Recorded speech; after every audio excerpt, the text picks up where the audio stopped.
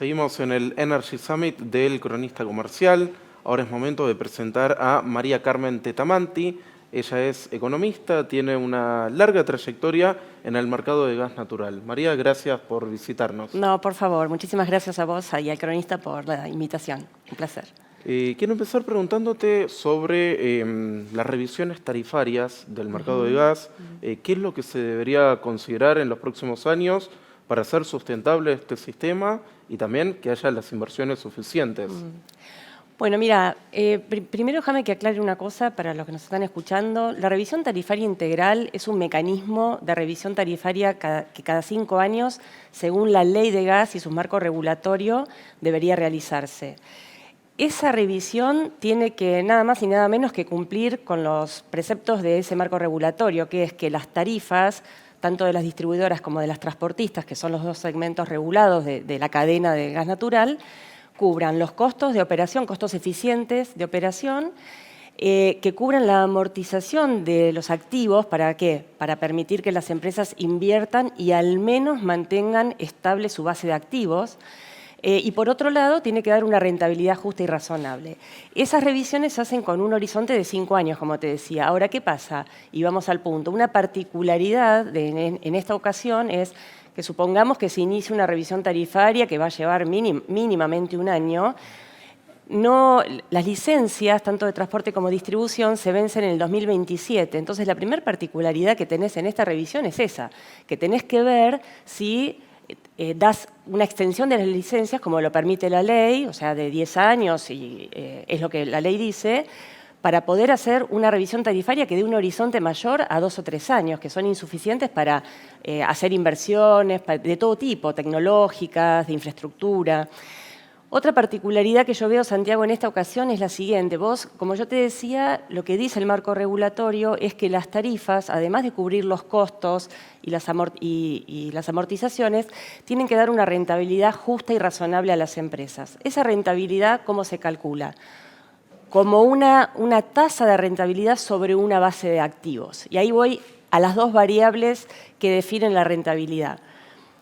La tasa de rentabilidad, hay una metodología con la que se calcula donde impacta fuertemente el riesgo país. Y nosotros en estos momentos estamos con niveles de riesgo país que si vos tuvieras que calcular el flujo de fondos necesario para cubrir esa rentabilidad con una tasa de riesgo país alta, te daría tarifas que estarían siendo más altas justamente por ese tema, por un tema de riesgo del negocio. Entonces, espero que en un primer año de un nuevo gobierno que implemente un plan de estabilización y sobre todo que dé confianza a los inversores, ese riesgo país se puede bajar para que esa tasa baje y por lo tanto también baje el nivel de la tarifa que cumple con el precepto de la ley. La otra variable de la rentabilidad es que esa tasa de rentabilidad se calcula sobre una base de activos. ¿Y qué pasó con esa base de activos en las licenciatarias? Producto de haber tenido durante tantos años la tarifa congelada, las inversiones fueron bajas.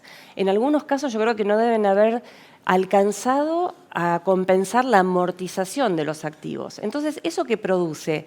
Que en realidad la rentabilidad se calcula sobre una base tarifaria que que se redujo producto de falta de inversión, producto del congelamiento tarifario. Y por otro lado, como también te decía, si la tarifa le tiene que dar a las distribuidoras y transportistas un flujo de fondos para compensar exclusivamente la amortización y esa amortización es reducida producto de esta reducción de la base tarifaria y el flujo de fondos no sé si va a alcanzar para las inversiones que realmente se tienen que hacer a futuro. Así que yo marcaría esas particularidades para resumir es que hay que revisar la extensión de las licencias porque no vas a hacer una RTI por 3 años y por otro lado tener en cuenta estas dos variables que si aplicás la ley van a impactar en el nivel de las tarifas, ¿no?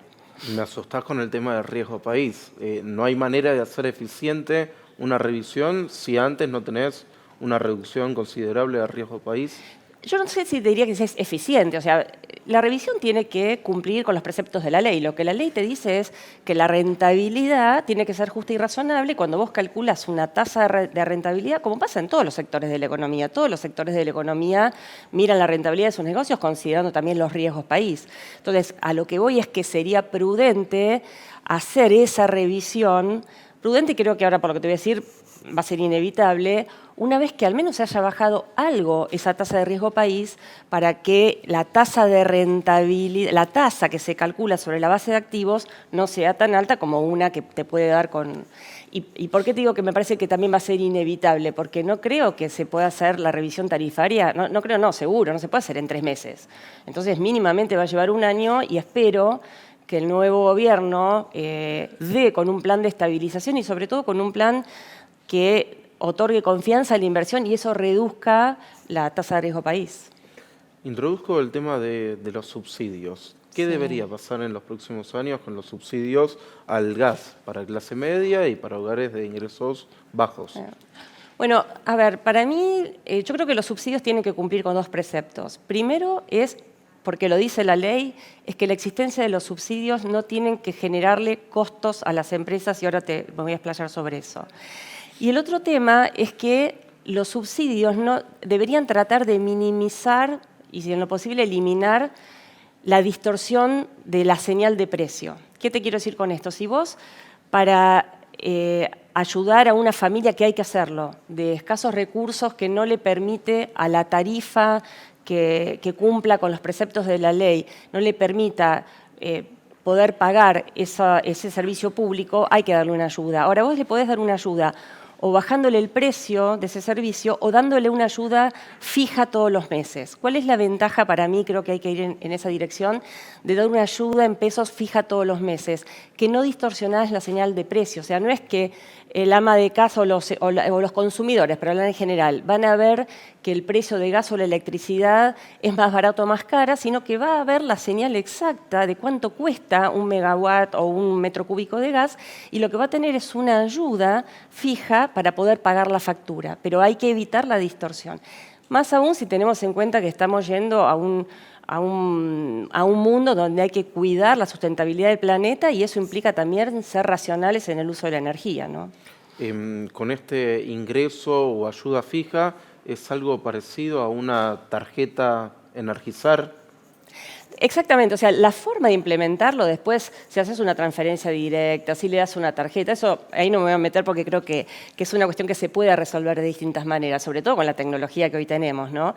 Pero sí, el concepto es dar una ayuda que sea fija, que garantice a esa familia que pueda acceder a la energía eléctrica o al gas natural que necesita para su consumo de energía, pero que no distorsionen precios relativos. Y lo otro que te decía es que otra cosa que hay que evitar con el mecanismo que uno implementa los subsidios es que se cumpla la ley, es decir, hay que hacer cumplir la ley, y eso, lo que la ley dice es que la existencia de subsidios no tiene que generar costo a las empresas. ¿Por qué hoy sí genera costo a las empresas?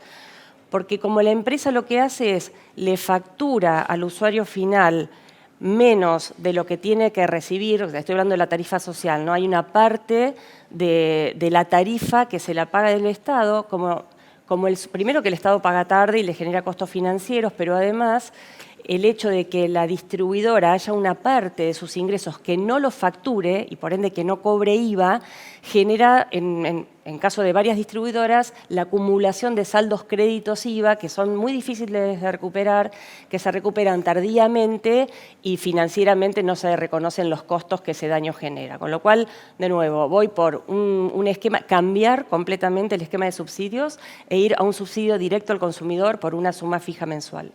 En el panel anterior estábamos hablando del Plan Gas, un mecanismo donde hay contratos entre petroleras, distribuidoras y CAMESA y el Estado.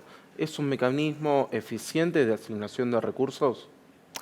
A ver, vamos un poquito para atrás con este tema, porque me parece que, por lo menos yo como economista, es como veo, ¿no?, el funcionamiento de este mercado.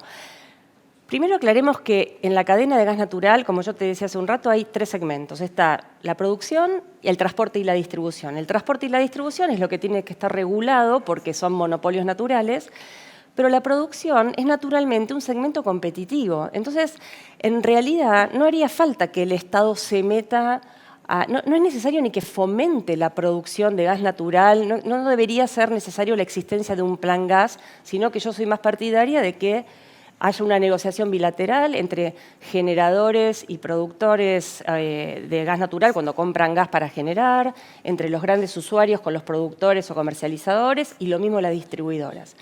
Ahora, ¿por qué fue necesario, y ahí yo sí digo, era necesario el plan gas en esa coyuntura a fines del 2020, pero porque previamente el Estado había intervenido desincentivando la producción? ¿Cómo? Congelando las tarifas. Si vos congelás las tarifas y no le vas a permitir a la distribuidora, en caso que negocie libremente un precio que le sirva al productor para invertir y producir, ese precio no puede ser trasladado a la tarifa final, y es obvio que se congela la tarifa final, se congela indirectamente el precio del gas, se desincentiva la producción de gas y la producción cae.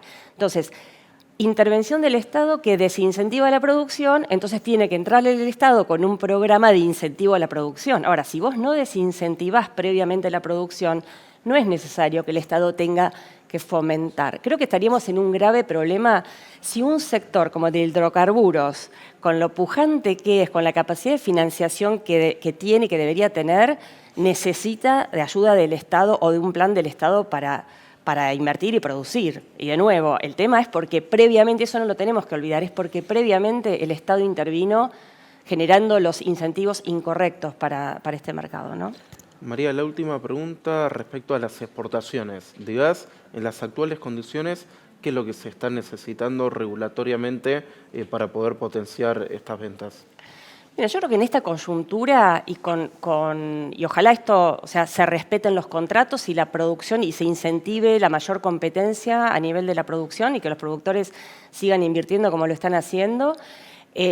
Yo creo que en esta etapa y considerando la transición energética que se viene y los recursos de gas y petróleo que tiene Argentina, habría que liberar las exportaciones. O sea, yo no le encuentro explicación de por qué un productor tiene que estar esperando la firma de un funcionario, que además es tiempo, es burocracia, para exportar cuando el gas está sobrando. Y lo vemos por lo que está pasando con el precio spot, ¿no? ¿Por qué el precio spot de gas está cayendo tanto? Porque en la cuenca neuquina el gas sobra. Y más allá de que con la corrección de la falta de infraestructura eso parcialmente se vaya a corregir, tenés que liberar la exportación para que el productor pueda vender a todos los mercados. Y si llegara a faltar el gas en algún momento, ¿eso se cubre de qué manera?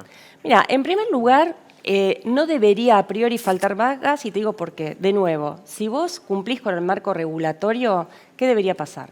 Las distribuidoras de gas tienen la obligación de garantizar su demanda. ¿Eso qué quiere decir?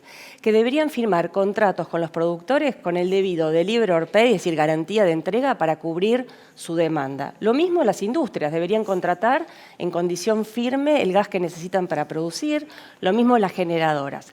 ¿Qué puede llegar a pasar? No sé, un caso de fuerza mayor, que eso está previsto en los contratos, o que venga un frío extremo que la distribuidora no supo o no pudo calcular y necesita un gas adicional. Existen los mecanismos de que la distribuidora hable con una industria para ver si esa industria puede por 1 o 2 días bajar un poco el consumo de gas y revenderle ese volumen a la distribuidora, o hablar con el productor verá si incluso si es necesario afectar algún contrato de exportación, pero pagándole el delivery or pay a su cliente afuera y vendiendo ese gas de manera tal que le genere un rédito adicional. Es decir, hay mecanismos de mercado que te solucionan ese tema. Y en la regulación está previsto incluso la declaración de emergencia, donde se juntan todos los consumidores y productores y ven de qué manera eso se resuelve. Pero no creo que ese potencial problema que, de nuevo, si vos no intervenís en los mercados, no debería existir o debería ser mínimo y por 1, 2, 3 días al año, hay mecanismos para solucionarlo sin tener que hacer que los productores tengan que pasar por todo ese mecanismo burocrático de un permiso a la exportación. Y, de nuevo, considerando la coyuntura, ¿no?, de producción de gas. María, muchísimas gracias. No, por favor, un placer. Gracias a vos. Los invitamos a continuar en línea. Sigan escuchando el Energy Summit del Cronista.